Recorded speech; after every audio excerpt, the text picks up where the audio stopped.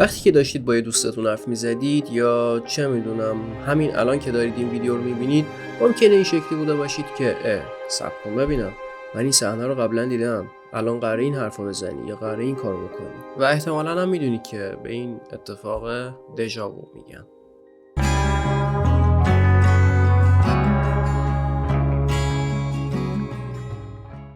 سلام به ویدیو دیگه از کانال دکتر گجت. خیلی خیلی خیلی بی‌نهایت خیلی خوش اومدید. قبل اینکه ویدیو رو شروع کنم یه خواهشی ازتون داشتم. انگشت اشاره رو به جلو، حرکت رو به جلو، 1 2 1 2. سابسکرایب 1 2 حرکت. مرسی. بریم سراغ دژاوو. دژاوو تا 8-9 سالگی معمولا دیده نمیشه. بین 20 تا 30 سالگی اوج میگیره و بعدش با افزایش سن احتمال دیده شدنش کمتر میشه. دژاوو اغلب به عنوان احساس تجربه قبلی از وضعیت فعلی تعریف میشه. Deja vu is generally defined as a feeling of having experienced the current situation before, despite realizing that this is actually new. توی زبان فرانسوی به معنای از قبل دیدنه. فروید بهش احساسات سرکوب شده میگه، یونگ ولی به ناخودآگاه جمعی نسبتش میده.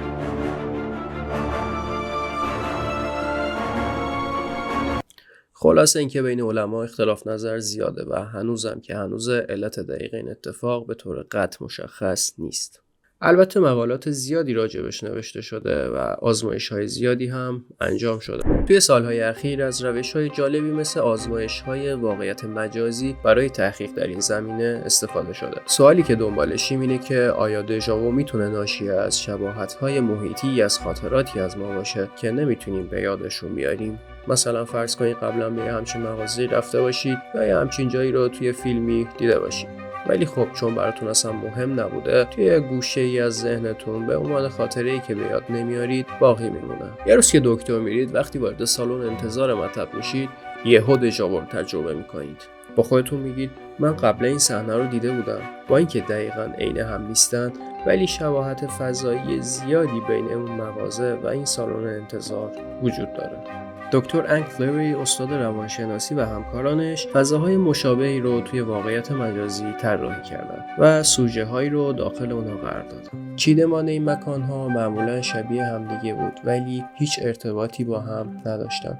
بعضاً به قدری بی ربط بودن که حتی بین یک اتاق خواب و یک مغازه لباس فروشی سرنخ‌های کوچکی برای ایجاد کردن حس دژاوو قرار دادن. سوژه ها توی فاز اول آزمایش توی همچین جاهایی قدم زدن. مثلا وارد اون اتاق خواب شدن و بعداً توی فاز دوم آزمایش وقتی وارد مغازه لباس فروشی شدن ازشون پرسیده شد که آیا دژاوو رو تجربه کردن یا نه. بیشترشون اون لحظه این حس رو تجربه کردن. بعد اومدن یه چیز جدید امتحان کردن. توی فاز دوم به جای مغازه لباس فروشی همون اتاق خواب رو بهشون نشون دادن. بعضی از سوژه‌ها حتی فراموش کرده بودن که اتاق خواب رو قبلا دیده بودن و نتایج نشون داد که این افراد دژاوو رو بیشتر تجربه میکنن. پس شاید واقعا هم کسایی که دژاوو رو تجربه میکنن لحظه‌ای مشابه اون لحظه رو قبلا تجربه کردن و فراموشش کردن. خب پس قضیه کسایی که میگم من این صحنه رو قبلا دیدم و میدونم الان چه اتفاقی قراره بیفته چی میشه؟